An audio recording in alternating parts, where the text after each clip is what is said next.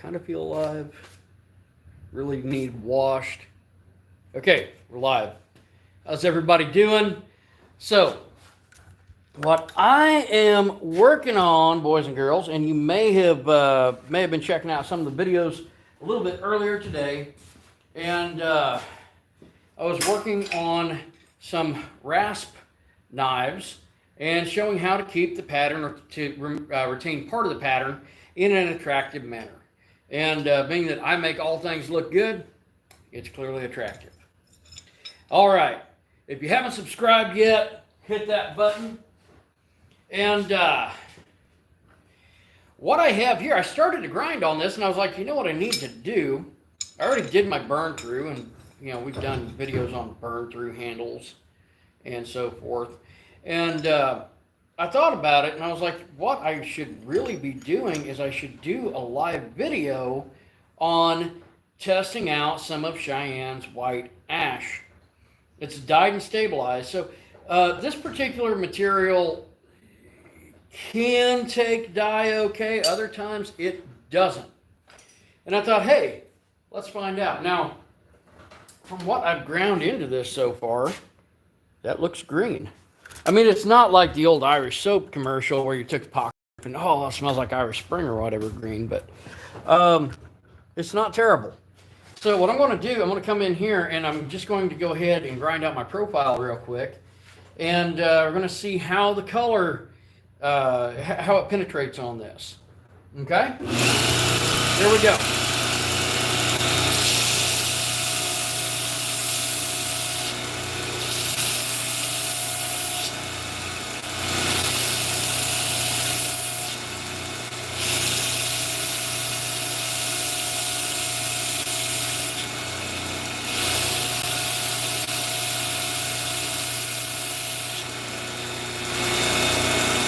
And so far, penetration is good.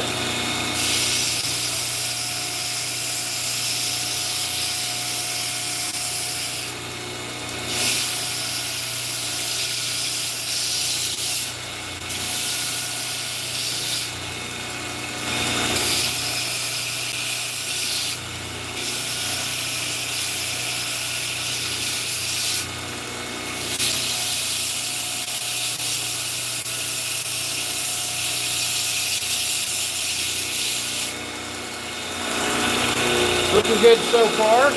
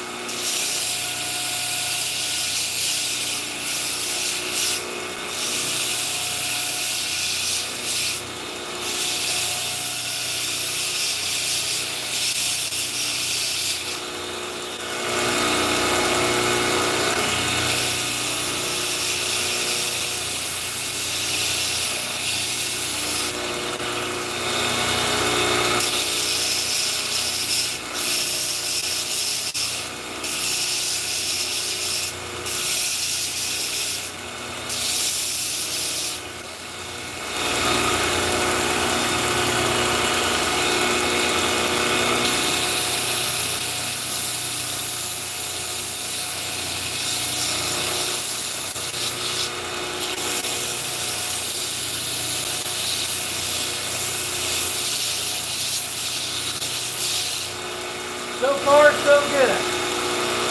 Yeah. So this is coming along nicely.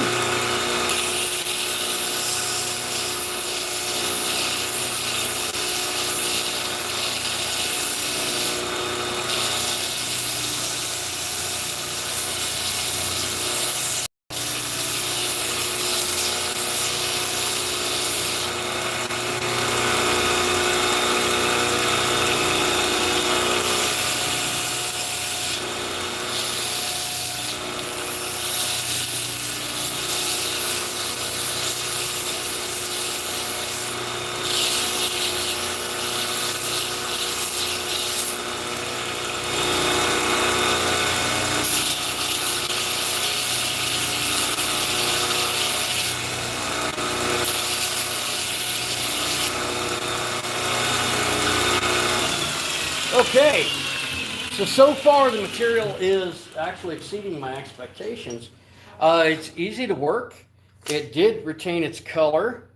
It's going to make a neat little knife right there.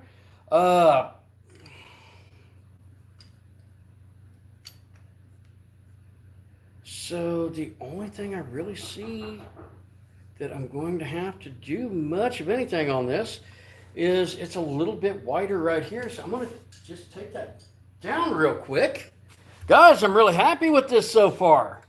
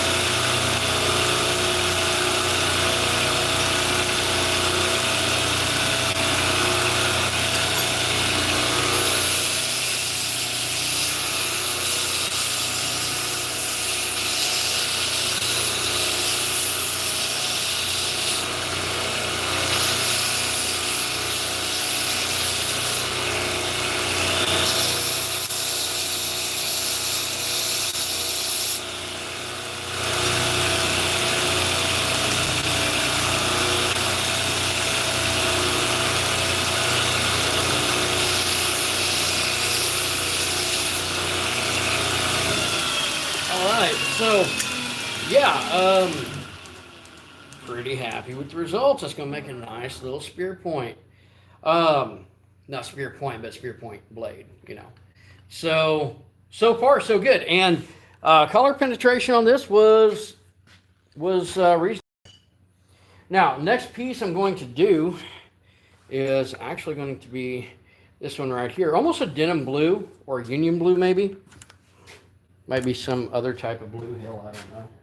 And what I'm going to do, just real quick here, I'm going to go ahead and shorten my tang because I don't need that much protruding through. Just a little bit, and I'll end up notching it so that the pewter locks onto it.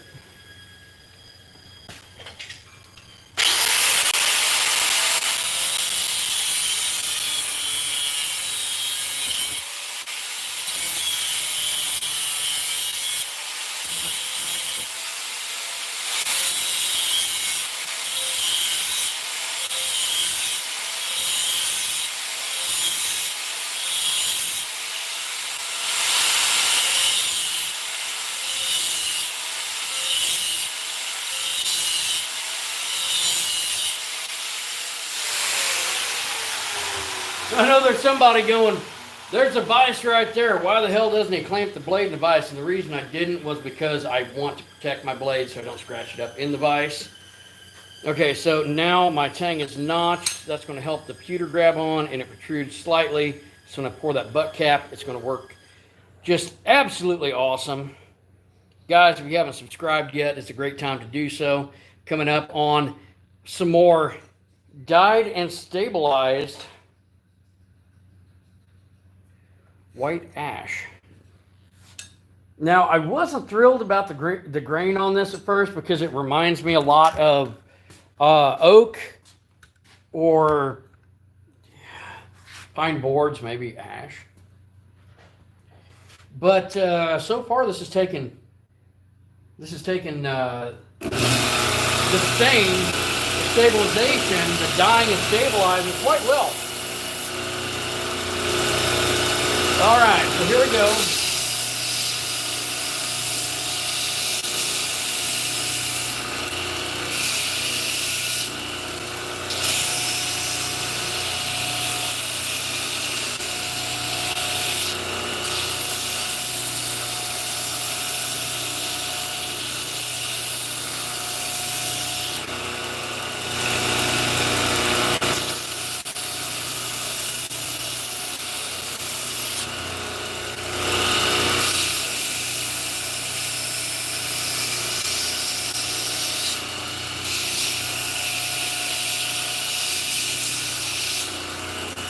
That's looking pretty good.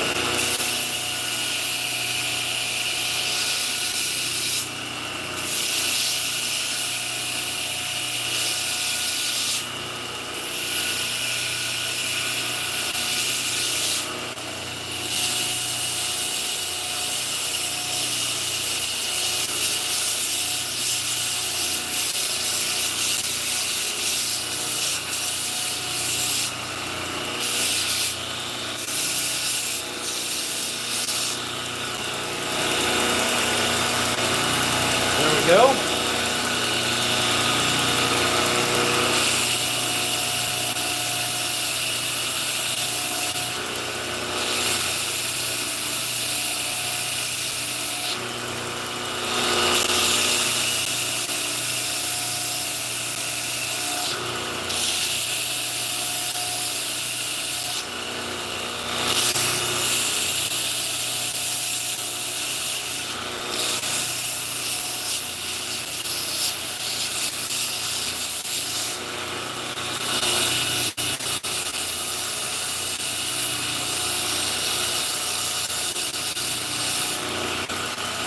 Looking good so far.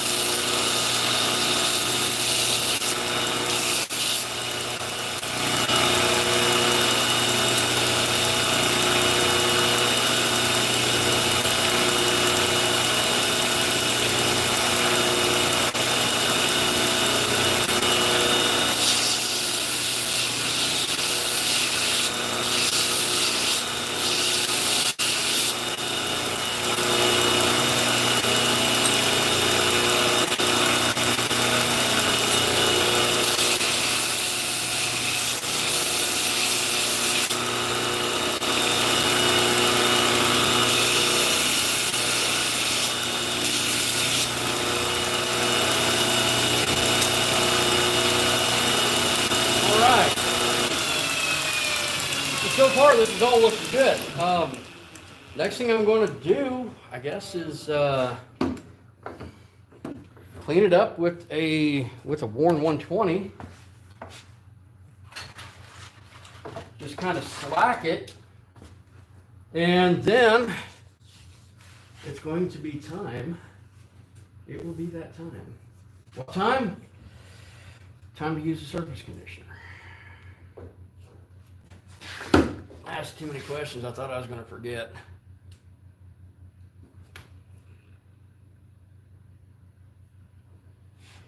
How's everybody doing? If you haven't subscribed yet, hey, great time to do that.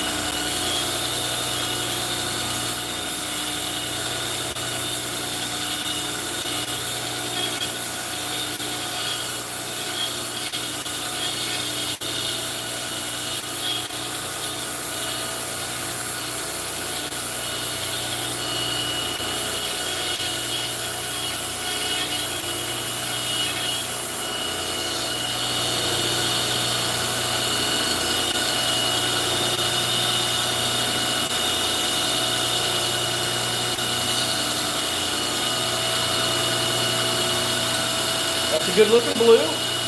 Liking that.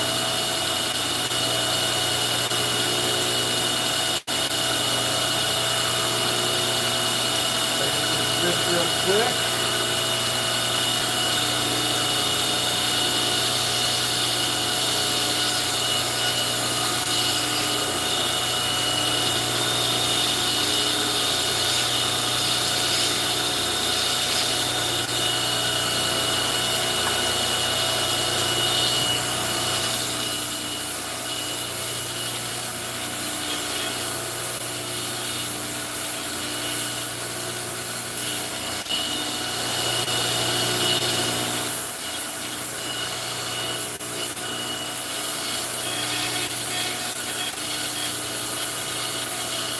So this will help clean up some.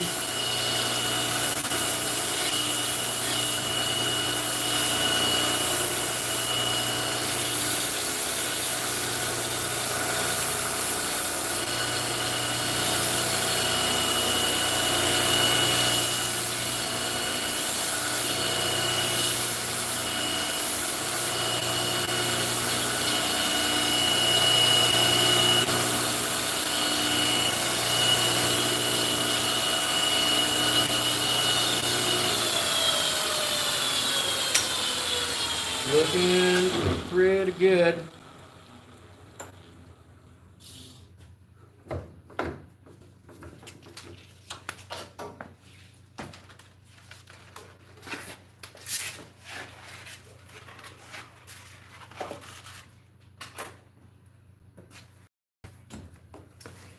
Surface conditioner.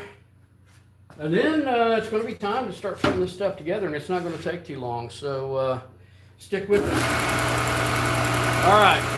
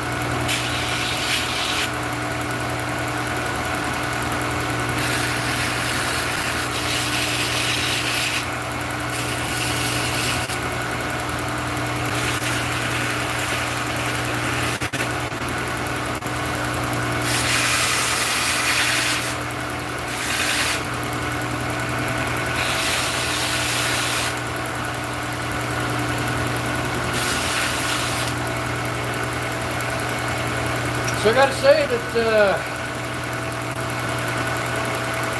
yeah, color's looking good.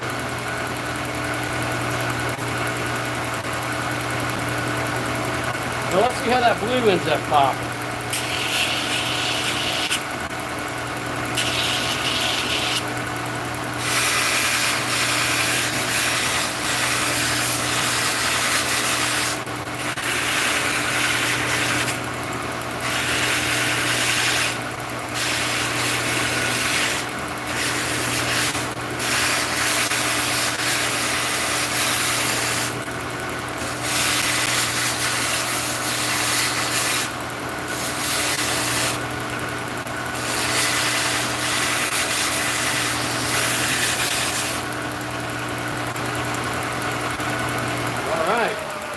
So color and penetration on these was just fine.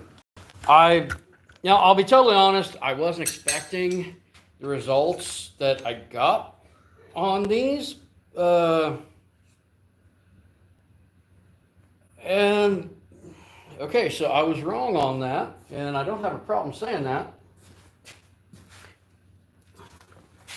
But like I said, I am quite surprised with the turnout. And look, I'm turning into a damn Smurf. Hey, it's Papa Smurf. So this actually, Ooh. this held color quite well. Cheyenne, can you give me a lid or a couple lids and toothpicks since you're over there? Actually, I probably need another thing of JB Weld. Oh, just slids up. Here's the cups and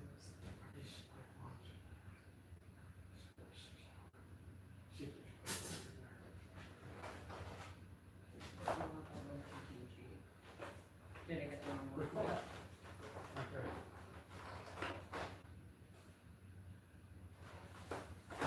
So I grabbed the wrong ones. No, this will work. I mean, in the 46 hour. 46 works as long as it's not 24. Do you need lids? Yes, please. All right, guys. So we're going to get this. Got some lids here.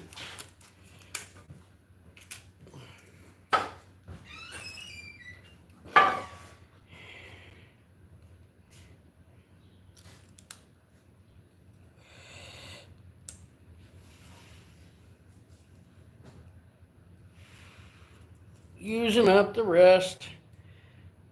The last bit of my JB Quick. I've got more over here. We do use a lot of this in the shop, so.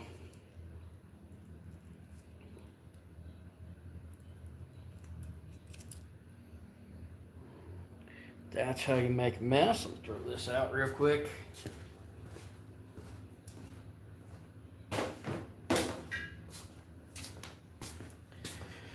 Okay, so I've got a little ways to go before I do a reveal on it. Don't worry, it's white. I think it's blue at this point. All right, so what I'm going to do, I'm going to mix this up. This is a little more than I expected to use here. But I wanted to go ahead and I'll make use of what I have. Okay. So, if you've seen this once, you've seen it many, many times because I do this a lot. And what I'm doing is I'm using this to fill all the space I have between the tang and the guard. Some people say, well, you should file that. You do it your damn self. That's what I'm going to tell them. Yes, you can file extremely close. That's not what I'm wanting to do here. What I am doing here is I'm doing a primitive, all hand forged build with a forged guard that is hot fit to the shoulder. And I got to say, right now, I'm pretty happy with these results. So now I make my gasket, which for some people, they might call it a liquid spacer, which I suppose it could be as well. And I'm going to lay that down, just like I'm doing.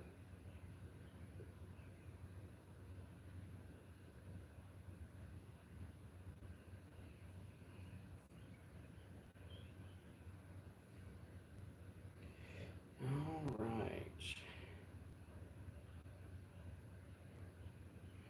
I've got extra JB Weld here, so I'm just going to take some of this and I'm going to put it where it's going to do me some good.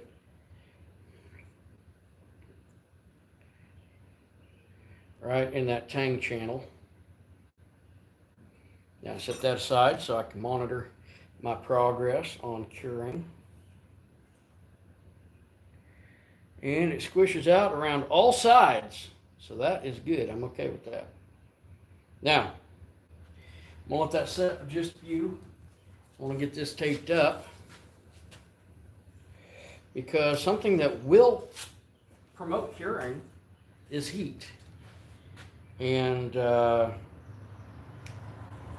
pewter has a relatively low melting point, high 300s to mid 400s. And what I'm going to do, I'm just going to keep wrapping this around.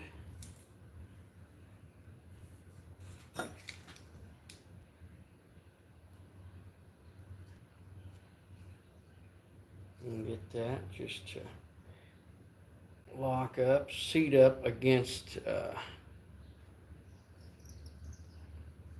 And we'll tilt that back some because this is going to, we'll pour that at an angle, so I want that for auto leveling purposes, because that's what happens, it auto levels the liquid.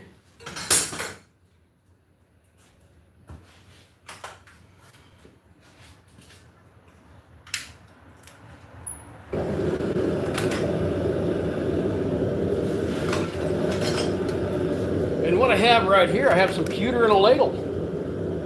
That's where I keep mine. Where else would you keep your pewter? Where else would I keep my pewter? In the ladle. So, this is doing pretty good as it sits. I'll peel my, oh, you guys can't see. I'll peel back the excess epoxy JB Weld here when I'm done.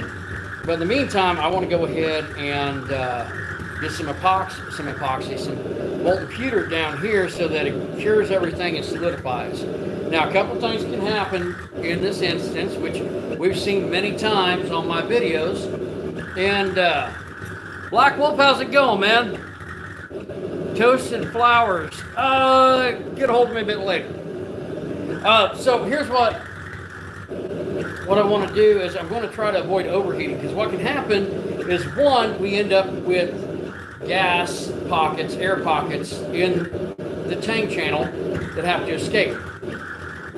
They can turn into bubbles. That can be bad, especially when it gets out here, because instead of being on the inside where we got some minimal void, we end up with a pithy palm, if you will.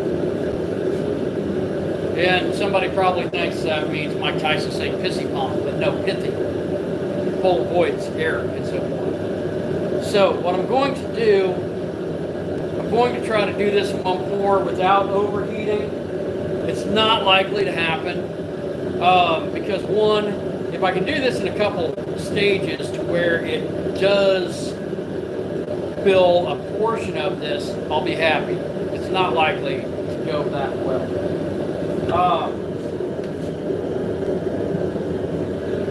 Pewter's just now starting to melt.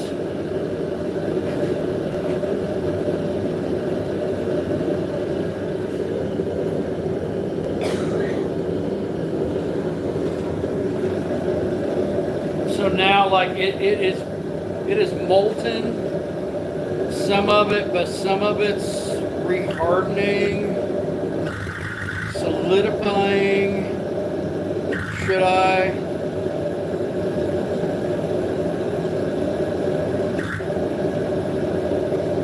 I tried that earlier. It didn't work so well.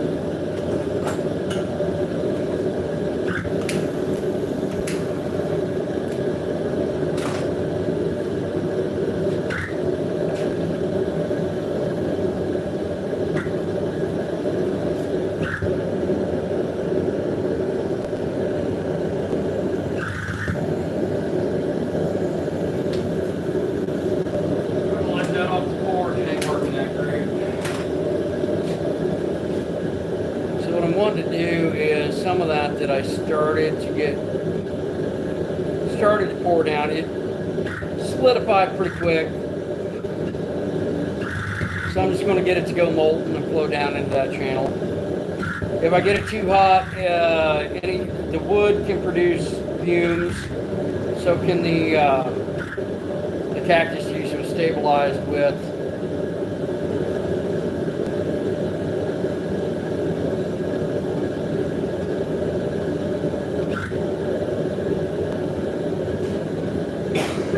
Set that to the side, I guess.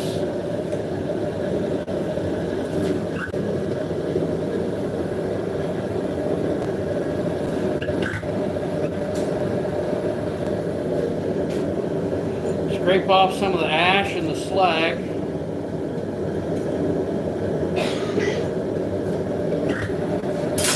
And I may have to do this more than once. Let's find out. Here we go.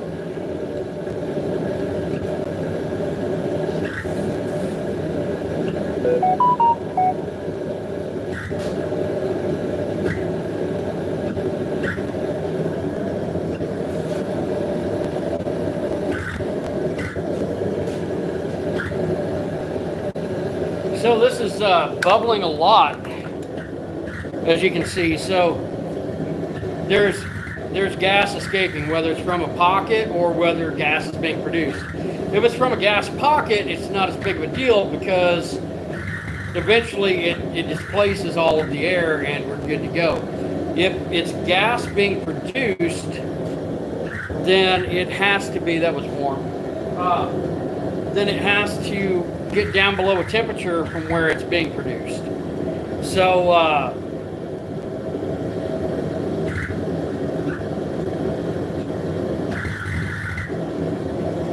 it still looks like it's crawling a little bit, so I'm going to come in here. I'm going to heat that again.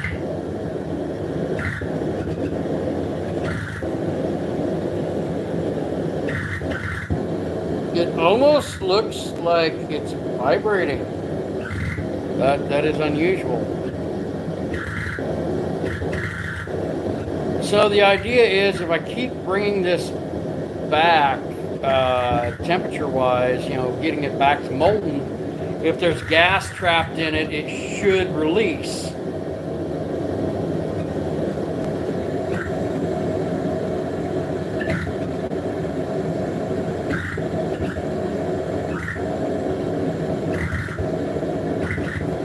And I think it's probably good. We'll let it set for a moment. I've really never seen it vibrate like that. I'm not sure if not sure what's causing that. So, still kind of cool.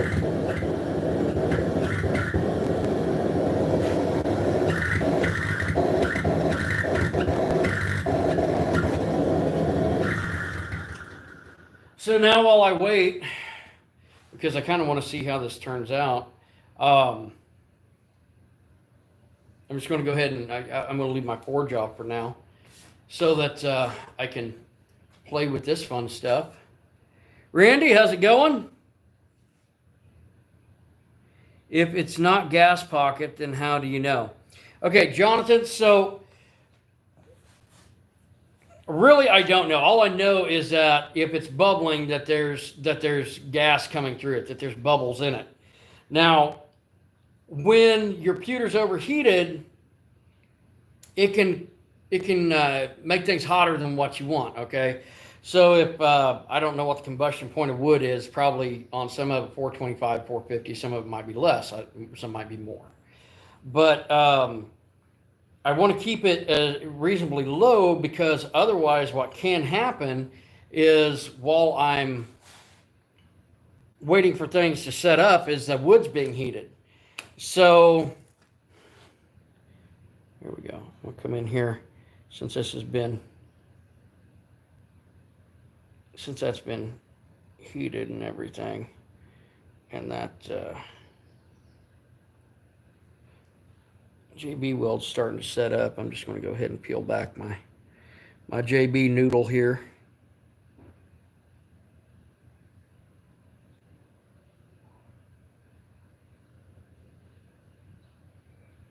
And that is pretty much what I'm dealing with right there. Is it's set up enough to do what work I need to do. Okay, so now I'm going to come in here and I'm going to start peeling this back.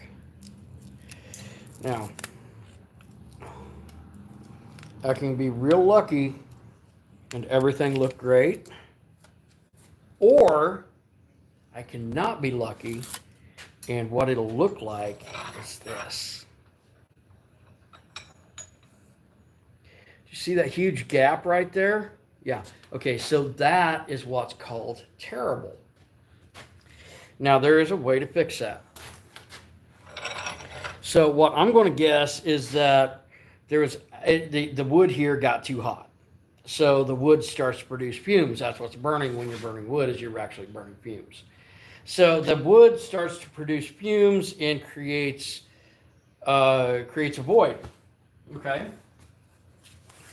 So Jonathan, that's how you know, I guess. Martin Higgins, how do I buy one of these knives? Okay, Martin, here's what you do. In the description, there's three links. One is the Forge of Memory family. That will take you to step-by-step builds and so forth. There's one for Turtle Island, where Cheyenne, myself, and Robbie Bowman will be teaching at Eustace Conway's from Mountain Men in September 6th and 7th. And then there is another link to Facebook to Axle Main Forge of Memory. Go to that link and send us a message and let us know what you're interested in. And we'll get you situated. Okay, now, trying to get this to stick real well is a bit of an issue at the moment because that adhesive gets real runny. And I don't mean the JB Weld, I mean the adhesive that is on that tape. So here's what I'm going to do. I'm going to heat this and try to get this to go back liquid so that everything flows down, like with gravity. And just in case there's a void or something, I'm putting my safety goggles on. Keep it away from my beard and anything else that's hairy and flammable. And now you can see it's starting to go shiny and liquid. That's good. We kind of want that. I know I do. Get shiny. Come on, damn it. So I'm just going to let that go all kinds of liquid. It's starting to move a little bit, as I would expect it to, as it starts to take up that space.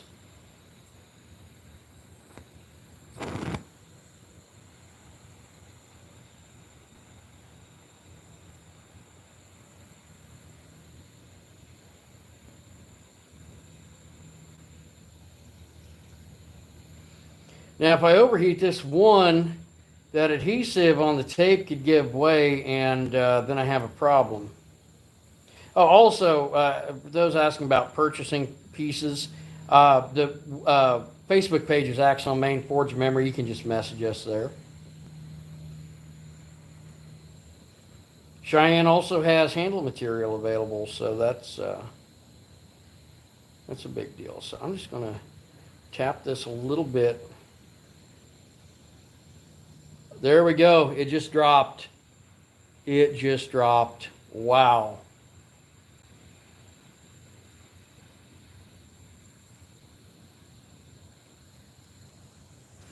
So now you can see the bubbles again.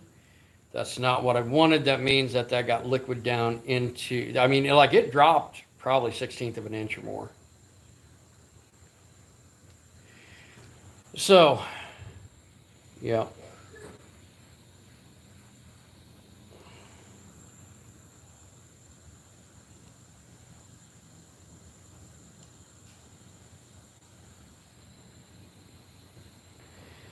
Now, there were times in the past I'd try to patch it with some JB Weld, do some stuff like that, do some fill, and at times I still will.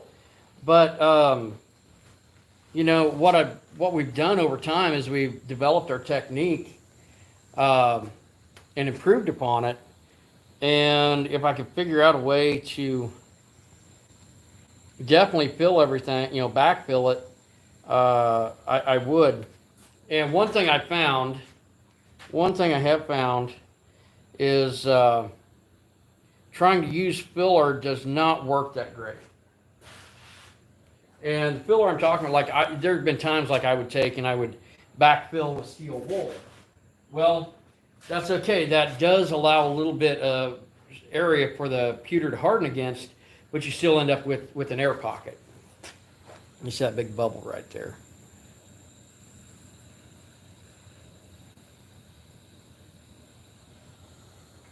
I'm just going to tap on this for a little bit. Just kind of.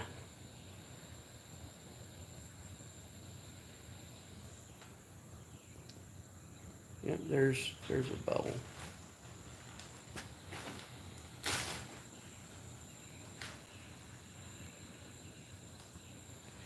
Where that's coming from, I'm not for sure, but I'm hoping that I end up with a solid butt cap or pommel on this.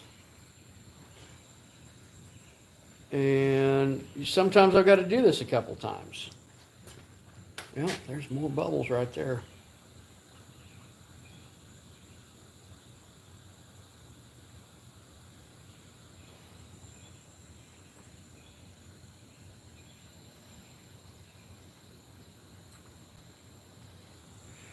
That I don't know. It's hard to tell. It's kind of over the area where the tang passes through, but that's also pretty close proximity to the wood handle. So I'm just gonna keep going back and forth until I don't have any more bubbles.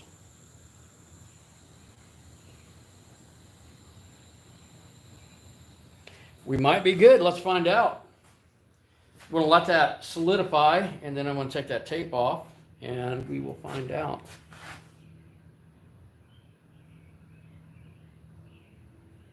South Valley, how's it going? Okay, guys. So, if you haven't subscribed yet, this is a good time to do so. We'll clean up some of my mess, and then I'll be going on to that green one once that's solidified.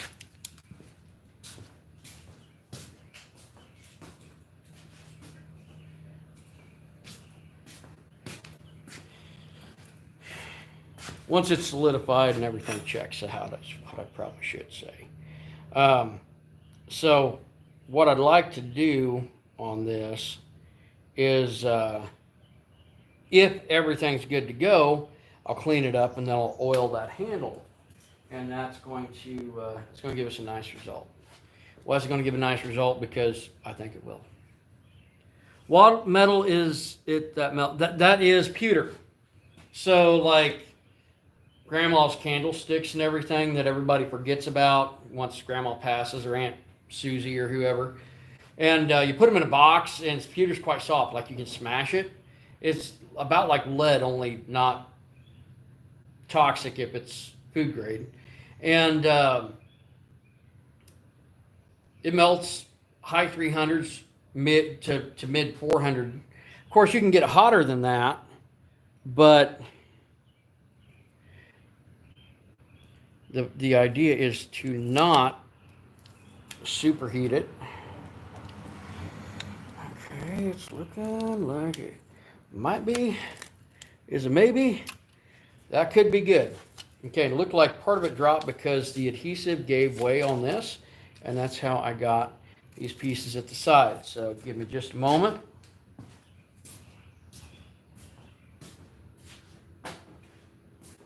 And that would explain where the air was coming from on that. All right. So I'm going to go ahead and just get a belt or two ready. Like I said, this is mostly to test Cheyenne's material, but to really get to the full test, I gotta finish the knife. So, let's see what I got here.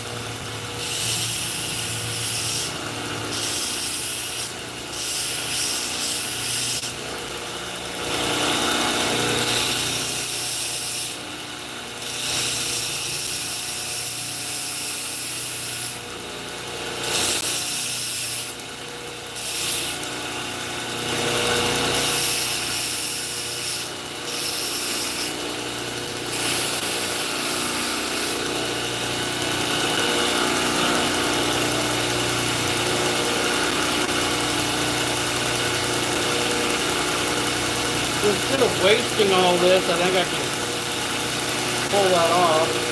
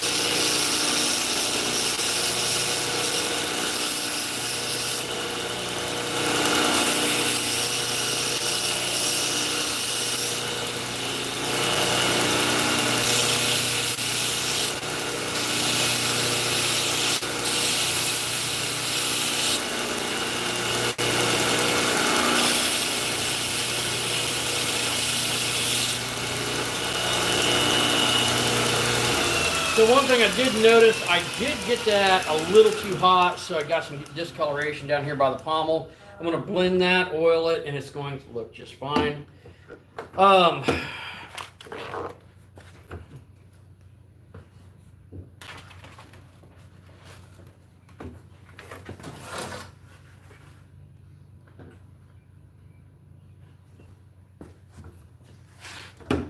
Now, if I was, like I was using a melting pot to where I could set the temperature, that would be ideal, because I probably wouldn't be dealing with this near as much.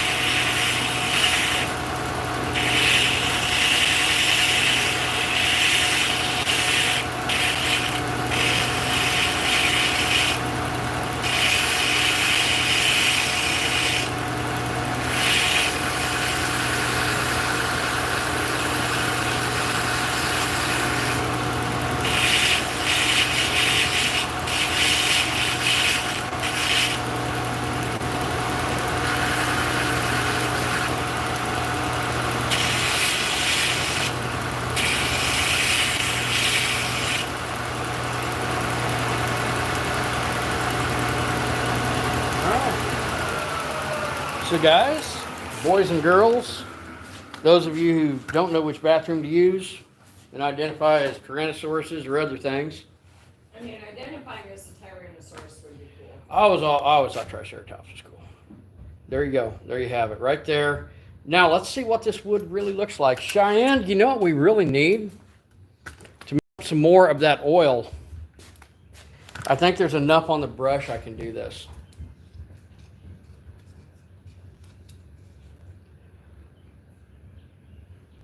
Tinnitus, oh, I've got plenty of that, man. It's all good.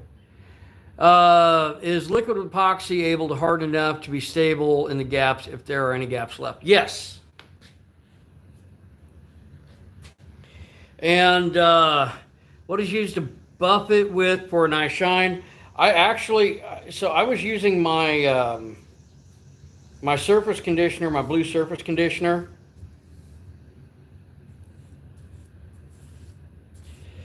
And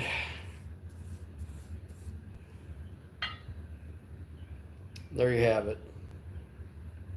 This turned out a lot better than I expected, even with the discoloration due to burning, which definitely affects the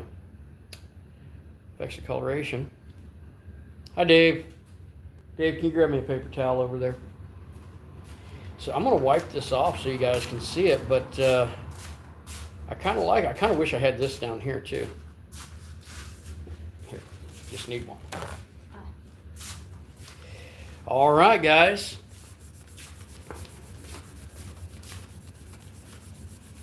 So Cheyenne makes the handle material.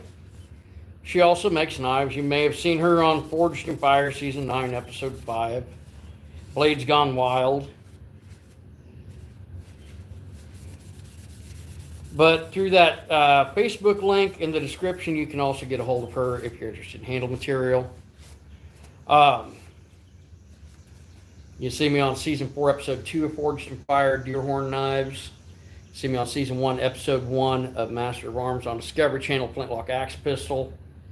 And you can come see us at Turtle Island September 6th and 7th if you go sign up for classes. Jonathan, I'm going to say, yeah, it does look kind of intentional, and it is a cool effect, and it turned out quite nice.